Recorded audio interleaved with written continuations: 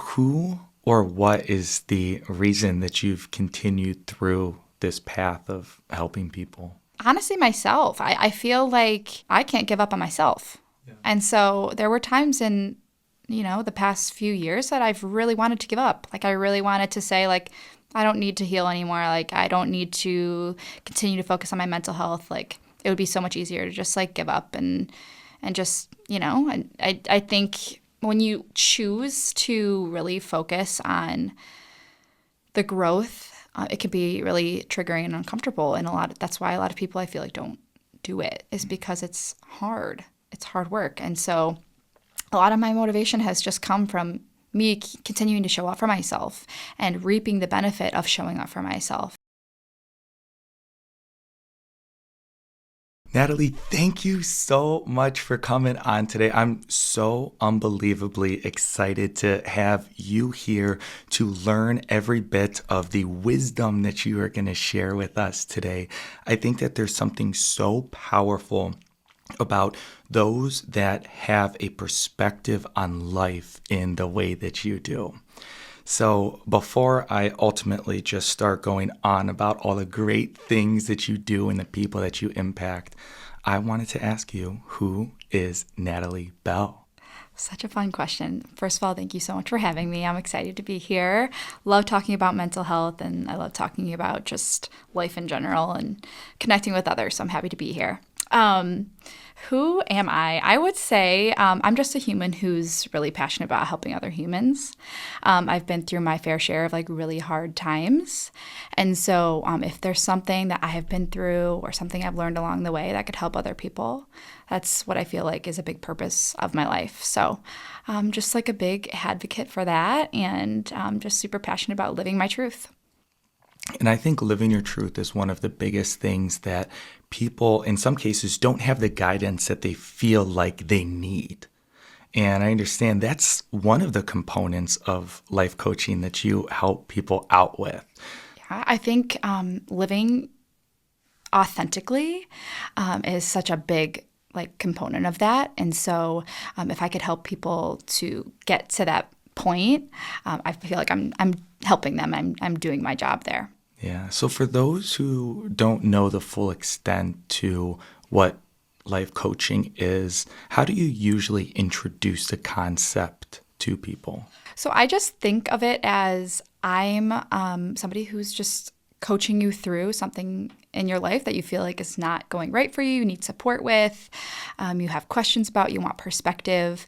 I describe it as like a big umbrella of topics that I could help you through, and a lot of different things that fall under that. Mental health is one thing, self-love, nutrition, fitness, dating, relationships, stuff like that. So when I started my business, my dad was actually, when I told my parents about it, my dad's like, what is a life coach? Like, what do you even do? And I was like, Dad, just like, let me try to explain. But I just like to think of it as a big umbrella, and there's lots of different things that kind of fall under there. And I'd imagine a lot of people are in so much ways halted or maybe even intimidated with what it is that goes into starting the process. But I'm sure it's not as painful or it's nothing to fear, right? Yeah, I think, mental health in general gets kind of a stigma for you seem kind of like weaker, or it's something that you have to shy away from asking for support or help. But it's something that takes a tremendous amount of strength. And so when somebody crosses the line of, I feel a certain way, but now I'm going to act on that and ask for help and ask for support and open the door for that kind of relationship with somebody else, me being the life coach and them kind of being like the client, I think it's a big move for a lot of people. And so I recognize that, and I always recognize my clients and say thank you so much for sharing a part of your story with me and for opening the door for what this relationship could be. So I think asking for help and having the recognition that maybe you want it and that you need it is the first step in really creating that change for yourself. And there's something super special about just you individually, and that's the ability to connect with you and the ability to feel as though you do care. Like you have a genuine interest in everyone that you connect with. I was looking at your website and there was a portion where you had mentioned some of the things, just silly things about yourself that you thought were worth bringing up. And one, I love that idea. I think that was fantastic. But two, the one that really connected with me is just like your interest in getting to know new people.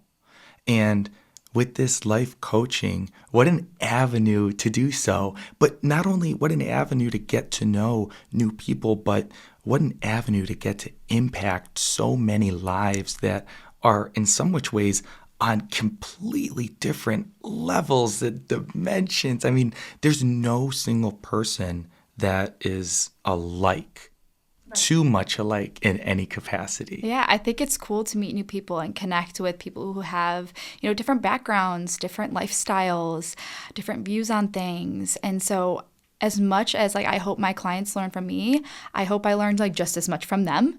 So it's been a very cool experience to have that.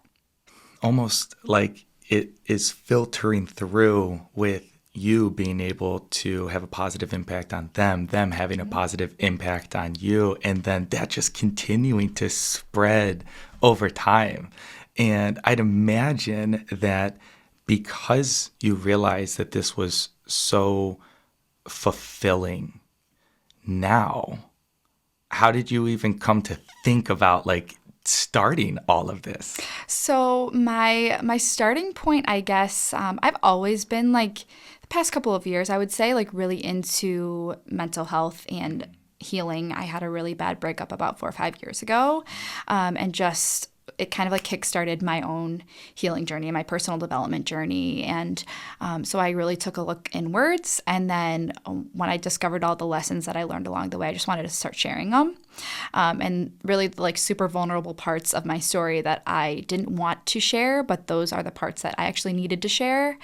One, helped me. And then two, I really started to connect with my friends and my followers and people who were really wanting to hear that and needing to hear that. It's almost like a validation for them. So that's kind of why I started to post more and more, was because more people started to connect. Yeah. Then you kind of get addicted to the feeling of helping people. And that's kind of where I am. I just really enjoy having people go from point A to point B and just helping them along that way a little bit. And through all of this, you are creating a community.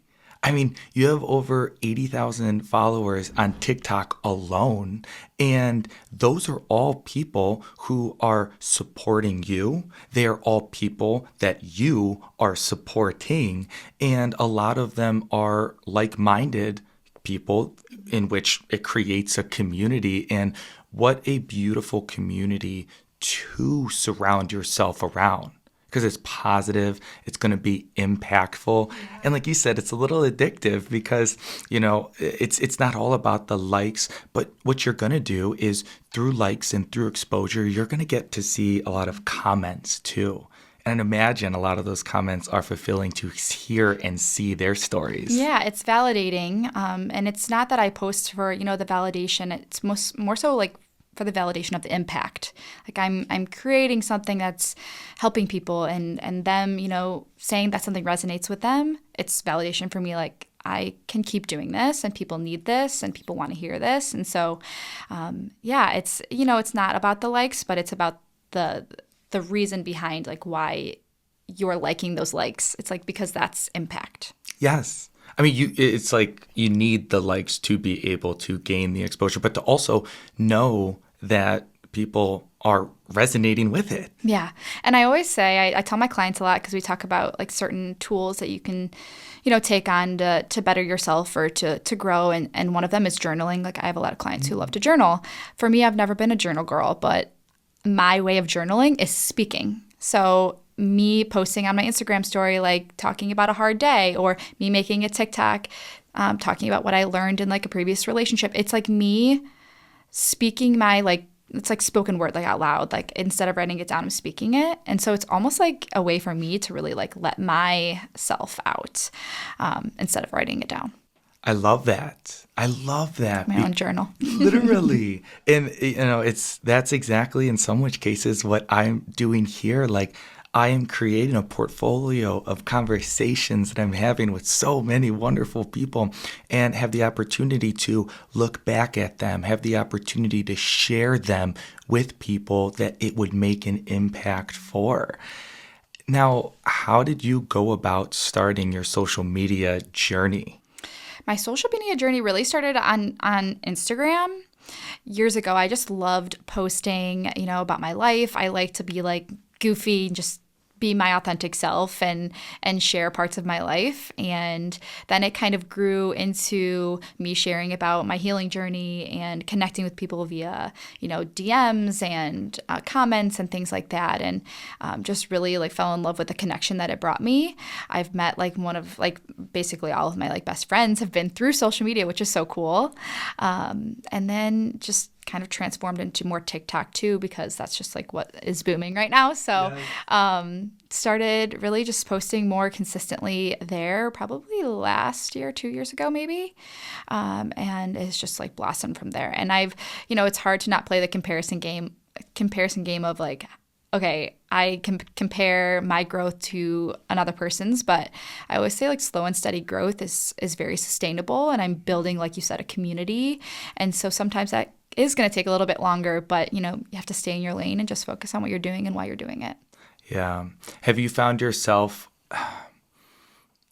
staying true to what it is that your original intentions were? Or do you see that through social media, you have found a more specific niche that resonates more with people?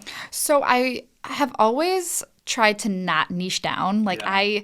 I want to just be myself. And I think I've done a pretty good job of it just because I have a lot of different facets that I like to expose about my life. And so, a lot of my TikTok is dating and relationships, but it's something I'm just, I'm passionate about, and it's something I've been through a lot. There's a lot of, relationships with family members and with friends and with romantic interests. So it's just something that is on my brain a lot. So I'm this is just the bulk of my content. But, I speak about a lot of things about life, but it's not hard to stay true to yourself. I feel like when you are very aligned with who you are and you just know yourself and you're doing it for the right reasons. So I'm not really necessarily posting for the likes. I'm posting for myself and then my followers, and whoever it resonates with, great, and whoever it doesn't, great too.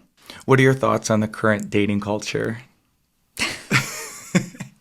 The dating culture is, I feel like the dating culture is what you make it. And so, what you believe about it is what will just kind of manifest in your life. So if you believe there's this all men suck kind of mentality going on, and I just refuse to believe in the narrative because I want to find a good man. I believe that there's good men out there. I have 3 brothers, and so I would never want somebody to look at them and say those things. And so for me, I'm a big mental health, men's mental health advocate as well. Yeah.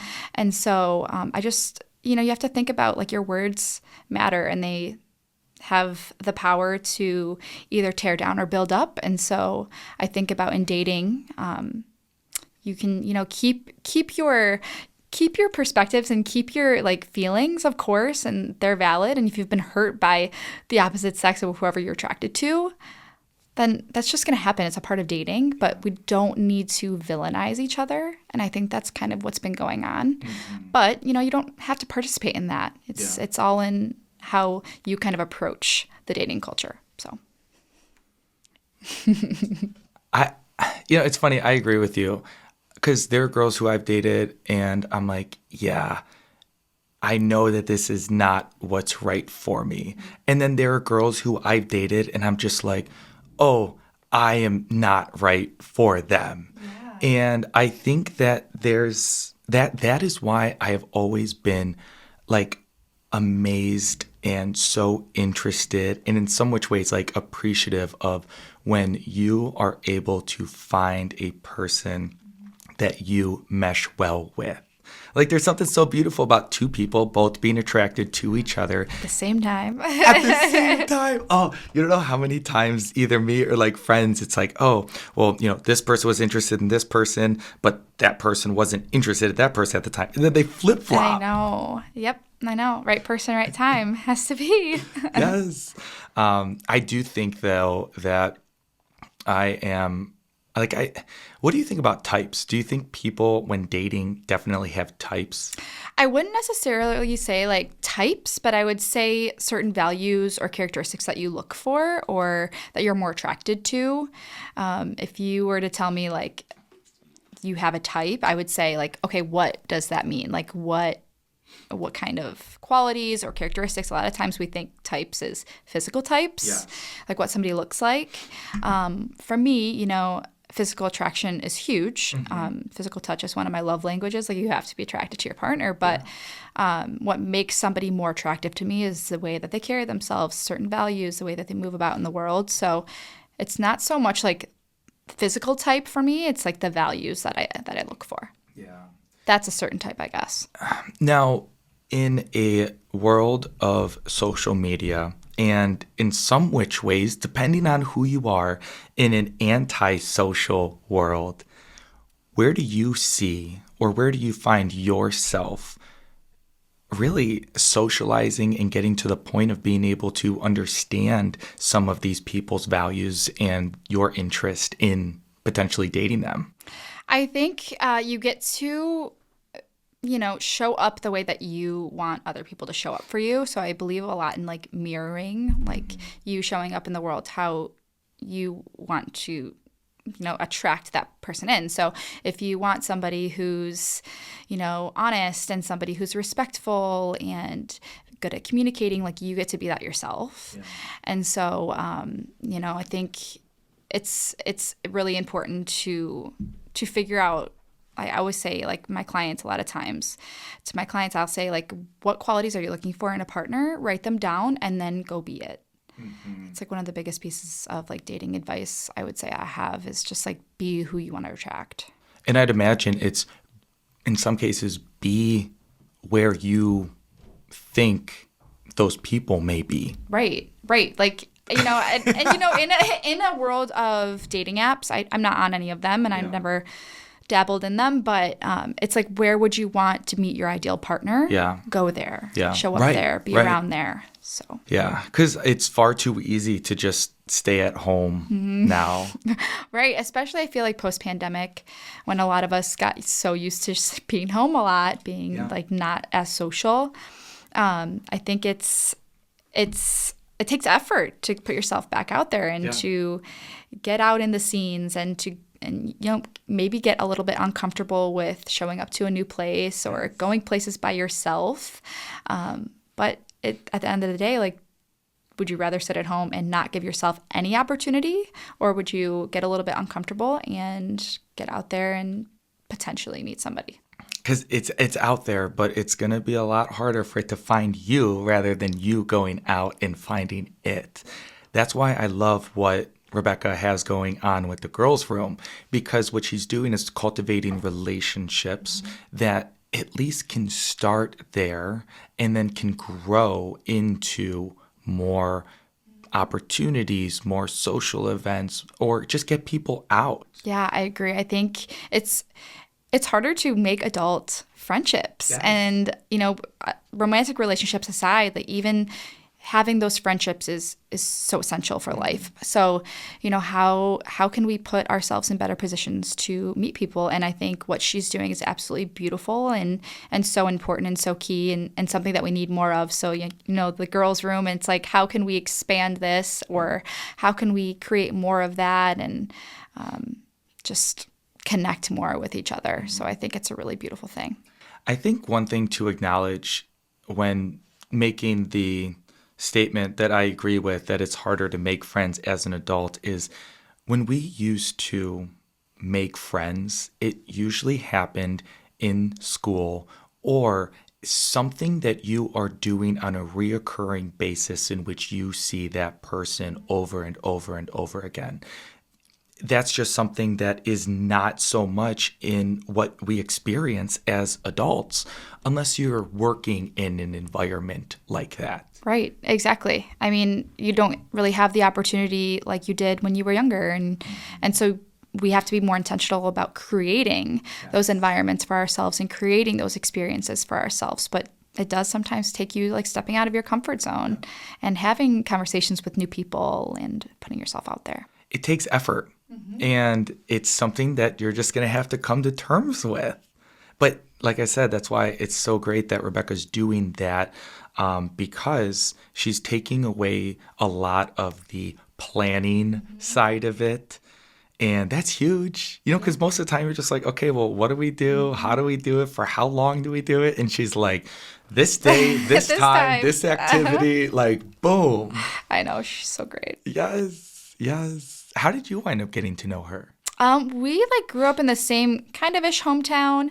I knew of her in like high school just like through mutual friends, and then we connected via social media, like reconnected a few years ago, and now she's like one of my best friends. So just a testament to how incredible social media can be for like building those kind of connections. Well, I mean, it's every bit of what brought us together Right. here today. I know. So cool.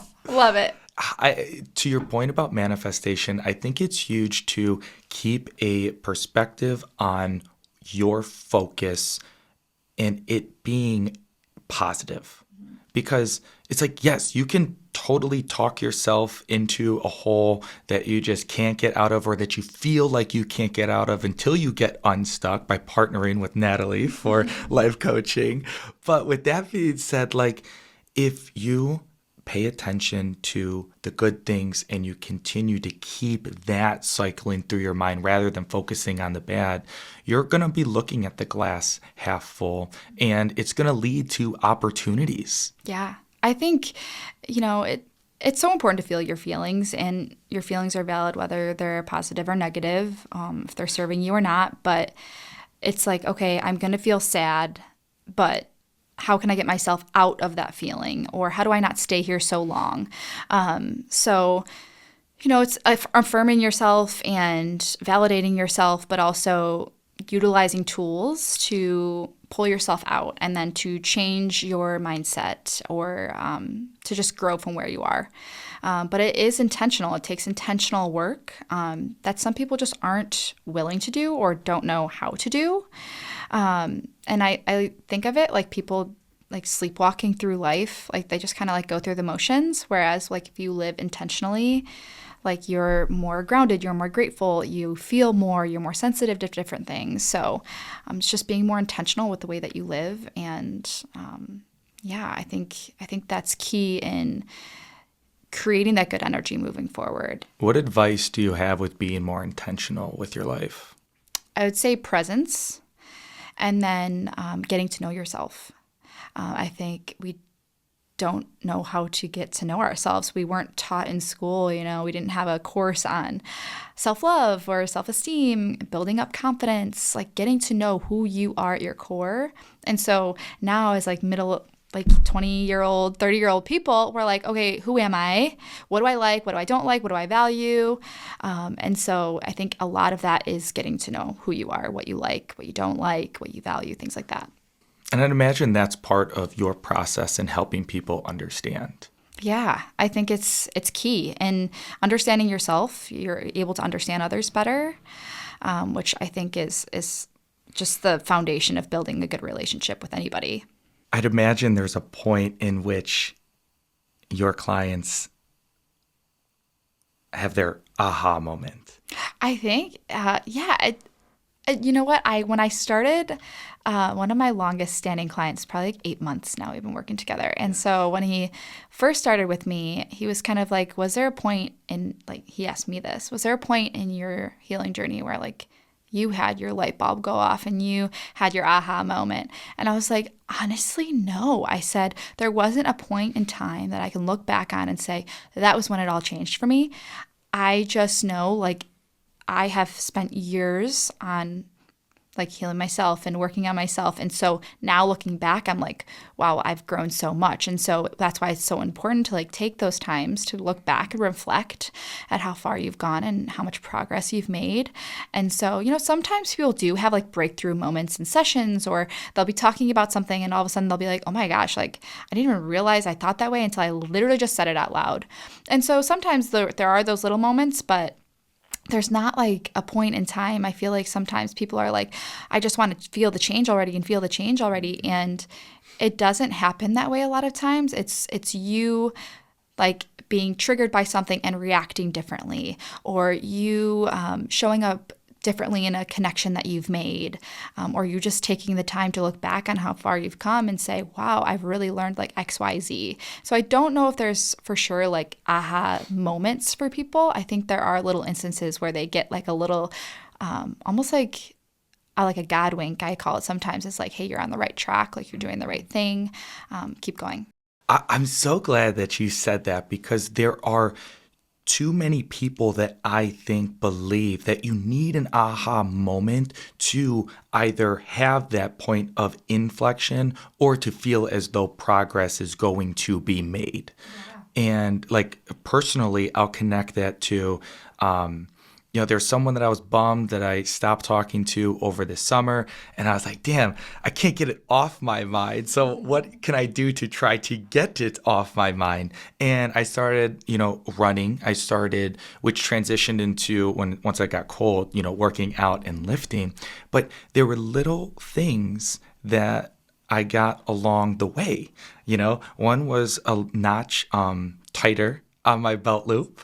And yeah, and then one was, someone just saying, damn, you look good, Jacob. Yeah. And, a part of that wasn't, there was, I guess, the decision to start, but throughout that whole time that I was improving like my physical health, there wasn't like truly an aha moment until I got I went to my doctors and my, for my annual check-in, and I'm just like, oh wow, there were some physical, improvements since last year, and then I think about how much better I feel mentally, and how much I realized that getting your body moving is huge, I think, to your mental health. So big. I say movement is medicine all the time because it is. It releases all the feel-good endorphins, and then the more consistent you are with it, the better physical results you have. And it's just this process of, am I doing it for my physical health or am I doing it for my mental health? And,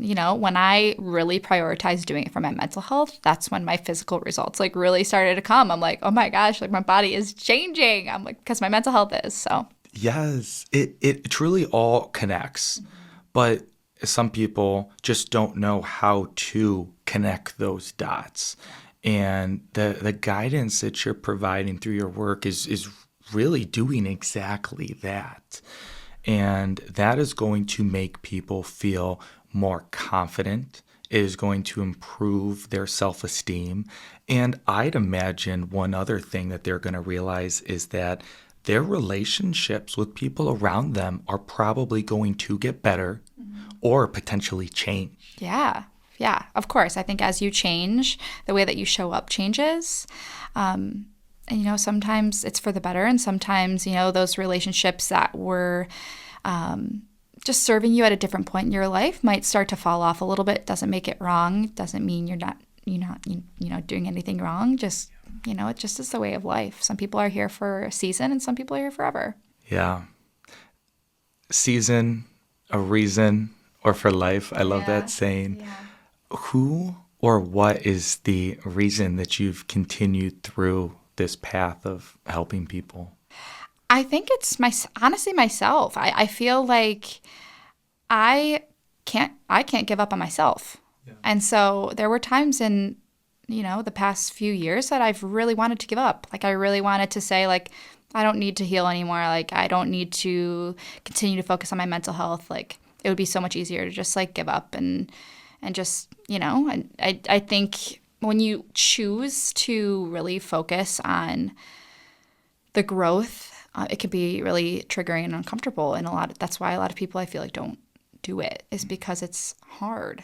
It's hard work. And so a lot of my motivation has just come from me continuing to show up for myself and reaping the benefit of showing up for myself. And, that's different relationships that have really blossomed and grown. That's me and my family being the closest we've ever been. And that's me attracting in partners that are better serving me. And so I think it all starts with you and yourself. You have to be doing it for you first, because, if you're pouring from an empty cup, no one no one benefits.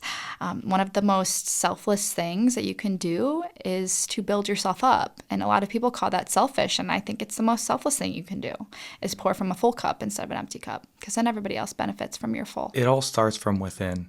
And exactly, like that's where I was going with. I'm glad that you explained it in that way, which was far better than I could ever do myself. But like exactly what I mean about relationships with others changing. There's a gentleman who will be getting on the podcast next week, and his name is Justice Mendez, and he was saying that some of his mentors have truly paved their path and gotten to where they are by their palm facing down through giving rather than being held out for receiving. Mm-hmm. That's so good. I love that so much. Yeah. It's so important. I It think is. when you give to yourself and then you give to others, that's when you feel the best. It's, and then when you're pouring from that full cup, it feels better. Givers gain. Yeah. Truly. They really do. Yeah, I feel the best when I'm serving others. I know that you had said that you are there for yourself and that the drive comes from within.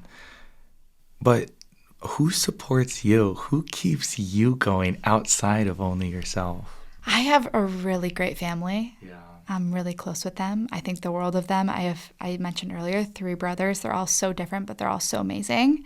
My relationship with my parents is something that has blossomed throughout the years of me like figuring out who I am, them letting me kind of like fail forward along the way and figure it out for myself, but also, always remaining like my parents first. But I have come to find, as I just turned 30, like I want to be like friends with them because I just love who they are as people. Like if they weren't my parents, like I would want to choose them as my friends just because we have such a good relationship. And it wasn't always like so great. We all go through transitions in our life where we're like, my parents are annoying, or, I don't want to talk to them about X, Y, Z and keep things from them and certain things. So I think I'm in the best state with them than I've ever been in my life. And that feels like so good.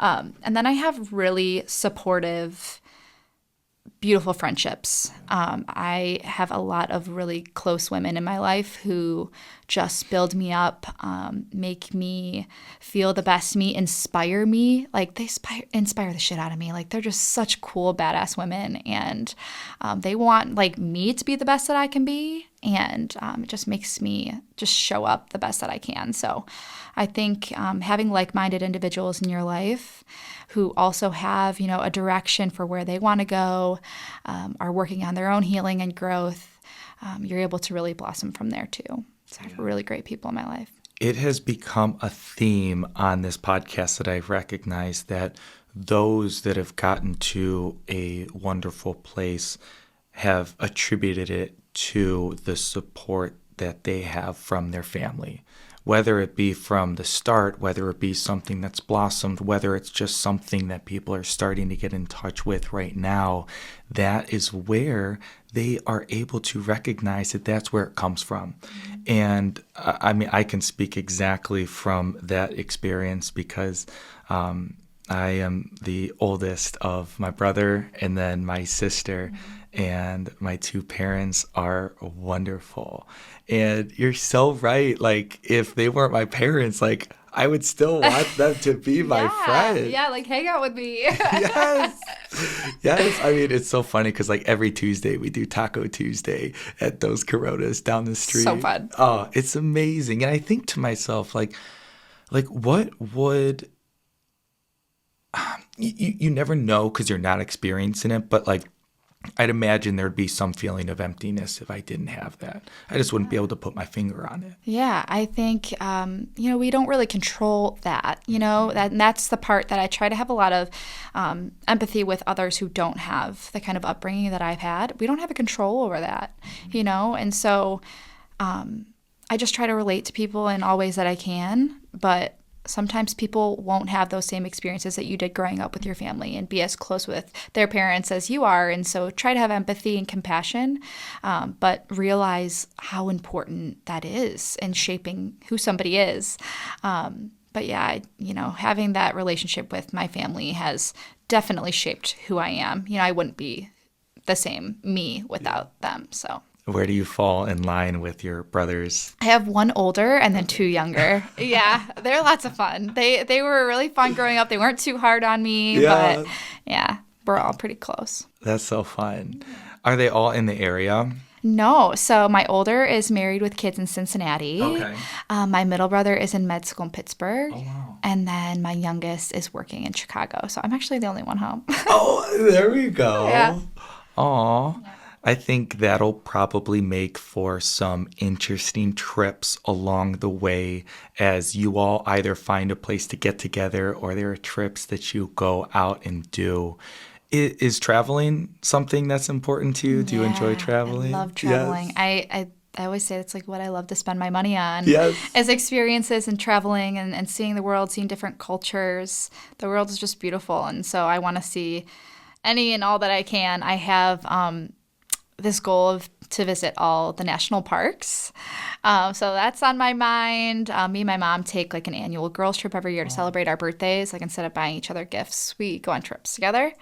And so we started that a few years back. So yeah, traveling is a big part of my life. I value it a lot. I'll have to get you in touch with Mike Caparenas, who was, I think, one of our he was our third guest. And he has that same goal to go to all the national parks across the U.S. Yeah, it would be such a cool feat to say like, hey, I went to all of them. Yeah. And they're all so different. Yeah. So. Now, is there one that sticks out in your mind that you haven't been to that you really want to go to? So I really want to go to Yellowstone. Yeah, I really want to do that one. But there's just so many. I mean, it's hard. Like my mom has asked me, like, which one has been your favorite? I'm like, how do you even compare? Like they're all just so different. They're all so beautiful. But yeah, Yellowstone's on top of my list. Is it the scenery? Is it the animals? Is there a camping aspect to it? Like what's really sparked your interest in accomplishing that goal? I think I love the active part of it. Like I love to hike and I love to like challenge my body in that way to when me and my mom went to Glacier National Park, we did a 16-mile hike and I'm like, oh, my mom was like cursing at me. I was like, sorry, Mom, but like you did great.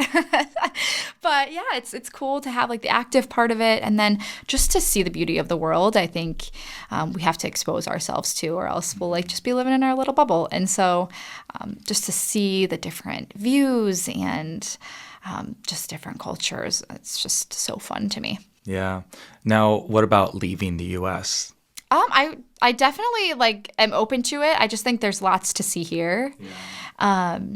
I haven't done a lot of like overseas travel. I've been to like Mexico a few times, Canada, but nothing like overseas. So I'm definitely open to it. I would love to like go to Greece or, all those cool places over there, but just hasn't come about yet. So we'll see. Now, where do you find the time to do that? Because to go back to one thing that you originally said, you don't want to be caught up in like a mundane routine or you want to keep things fresh and exciting.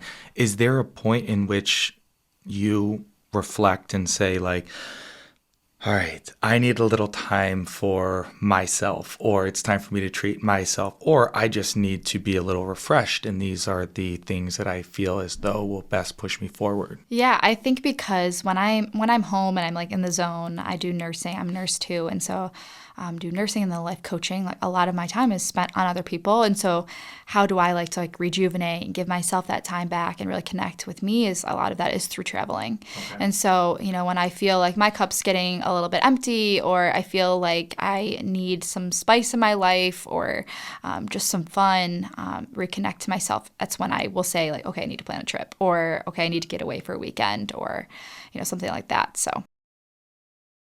This is kind of the point in which, it's like we've been having this very in-depth conversation, but to dive like a little deeper, I think that's huge to just like take a moment and realize like with you being a nurse, with you having your coaching business, with you doing your content creation through the social media, it's like how great for all of these things to be fulfilling for you, because you have a huge cup, but you are pouring out a lot of water.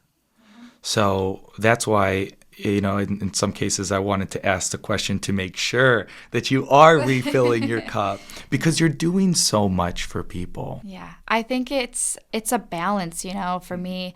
It's and this comes with getting to know yourself more, as you know then what you need and when.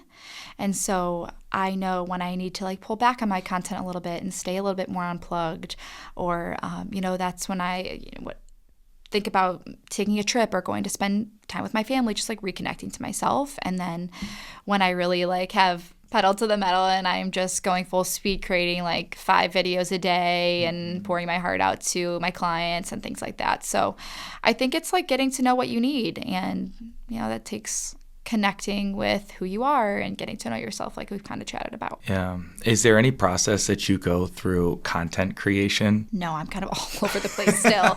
I'm still figuring it out. I think still just like throwing darts sometimes, seeing what sticks. I kind of have a feel for what my followers want and need, but I never again want to like pigeonhole myself or like totally niche myself down. Right. But yeah, a lot of times I will just share what's on my heart, what I've been going through. So there's no like method to my madness right now. Really, it's just consistency. I mean, consistency is everything. And so, if that's 5 videos a day or if that's 1 video a day, it's just at least still showing up in some capacity. Couldn't agree more. And that will follow all aspects of life. There's truly not only one facet that applies to. It's everything. Yeah. How you show up is sometimes going to look different from day to day. Yeah. Whether that's content creation or in your relationship. Like, I actually just listened to a video on TikTok from Brene Brown, and she was saying her relationship with her husband is never 50-50. Like, it's always, okay, I'm going to say I'm at a 20 today. And he's like, okay, I can pick up the other 80. Or, he also says, oh, I'm at a 20 today, and she'll come back and say, I'm at a 20 today too. And they have this rule where they're like, okay, well, like, let's have a conversation and see like how we can best show up for each other. And so I think that's so important in other areas of life as well. It's like you meet people where they're at, instead of like trying to pull them out of it or force them into something else. It was a cool perspective for me to hear. It's like, okay, when we're not feeling our best, who's going to be there to kind of like challenge us or pick up the slack, or who's going to say, okay, I can't be there for you in that way because I'm not at that capacity either. But like, okay, how can we still stay respectful or still be there for each other, just not in like that 100% kind of way. So it's just getting to know like what capacity you're at and how much you're able to give. That hit my algorithm too. I know the exact video that you're I was talking like, this is about. so cool. I like love this concept to think about, and the fact that they have like a system for when they're not able to pick up the slack for each other, they have a conversation. I think, respect is everything. So when you can respectfully communicate with anybody or your partner, I think that speaks volumes. Well, it's funny because like the whole time that we've been talking through this, I think what we've been able to uncover is that a lot of it starts from within, and that confidence from within is going to allow you to put yourself into situations or put yourself in front of opportunities that you can then take advantage of. But once again, to dive a little deeper, it's not about just acknowledging it. There is effort that needs to be taken to actually do it. Yeah, you have to make the effort. And if you don't put effort in, you're not going to get the results that you're wanting. Like, you can't expect to get different results if you just keep doing the same thing. So it's like you have to change some things. You have to put in effort. That can apply to so many different life situations, like relationships or jobs or content. Effort matters. So. Yeah. And through all of this, it's funny because like you've been smiling the whole time. I've been enjoying listening to it. And I guess in some which ways I've asked this question like 3 times over through all of this. But I wanted to ask, what makes Natalie smile the most? I would say connecting with people. connecting, feeling good with myself, connecting with me, and connecting with other people. It's just like one of the joys of being a human is we get to interact the way that we do. And so that brings me so much joy, is to just connect and talk and relate to each other. It's just such a special part of being like alive. There's so much that comes from just a simple conversation. That's why I'm so appreciative that you were able to come on today. If and when people are ready to get unstuck, unlock their true potential, and give them the opportunity to understand what they are capable of, how can they get in touch with you? How can they follow you? Where do you want to point them to? Yeah, they can visit my website. My life coaching website is chatswithnat.com. And then my TikTok is Natalie_Bell. And then my Instagram is NatalieBell9.